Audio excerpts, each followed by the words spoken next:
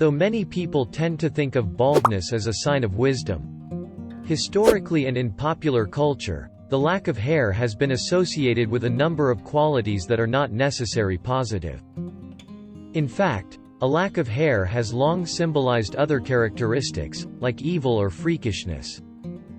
Baldness affects both men and women, but men often suffer from it more closely because they feel the pressure to conform to the outdated perception that having no hair isn't masculine. Our scientists know how you feel, which is why we are determined to find out what causes this problem, and what we can do about it. But before we move on to that, first we have to understand, how does hair grow? So, let's start with the hair structure. Hair is generally made up of two parts: the hair shaft, and the hair follicle. The hair shaft is the visible part of your hair that you can see which grows out of your scalp, while the hair follicle anchors it into place in the deeper part of your skin. You can think of it as a house with a foundation at its base and the walls that run upwards towards its peak. Every human head has roughly 1 lakh to 1,50,000 hair follicles on the scalp. Hair structure is comprised of keratin, a resilient protein produced by dead cells in the hair follicle below. These hair follicles are networks that form before birth and grow throughout life without losing their ability to produce hair strands. There are 3 phases in the hair growth cycle. The first phase is the anagen phase, its growth period. Here cells in the hair bulb divide rapidly to create new hairs. Each hair grows for an average of 2 to 7 years from roots before entering the next phase. The second phase is catagen phase. This phase lasts for nearly 2 to 3 weeks. In this phase the hair growth stops and detached from blood supply. The final phase is telogen phase, an intermediate period of rest and relaxation for up to 3 months, where hairs stop growing and rest in the root, whereas new hair begins to grow beneath it. During telogen phase, head loses around 100 hairs a day, which is normal as much more are growing.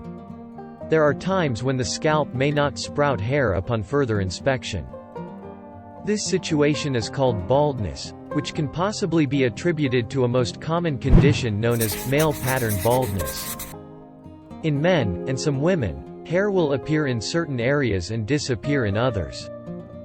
This type of baldness is inherited, and happens because there are sensitive receptors inside the hair follicles known as the androgen receptors that become hypersensitive to the effects of dihydrotestosterone or DHT, causing them to shrink over time due to this sensitivity.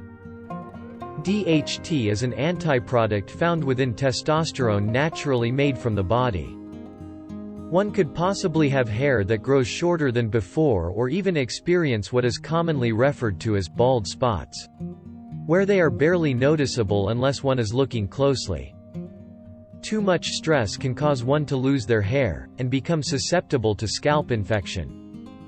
Norwood scale rated between 1 and 7, rates the severity of one's hair loss. First of all, the hair on the sides and back of your head will thin out, until it reaches a Norwood 5. If the Norwood scale stands for 1, this is being the minimum score your hair loss can acquire, to a Norwood 7 meaning no more than 10% of original scalp area covered by hair. Genetics are not to blame for all hair loss. Too much stress can send shock signals that force the follicles into a resting phase prematurely. The follicles may also lose the ability to go into the growth phase. People undergoing chemotherapy treatment experience this as well, though it's only temporary. But while balding might look like a permanent trait, scientific investigation reveals the opposite to be true. Because beneath the skin surface, it is actually possible for our hair roots to remain alive and active, even in older people. Hair loss is a problem for many men. In the late 1990s, researchers found that DHT was the culprit behind male pattern baldness.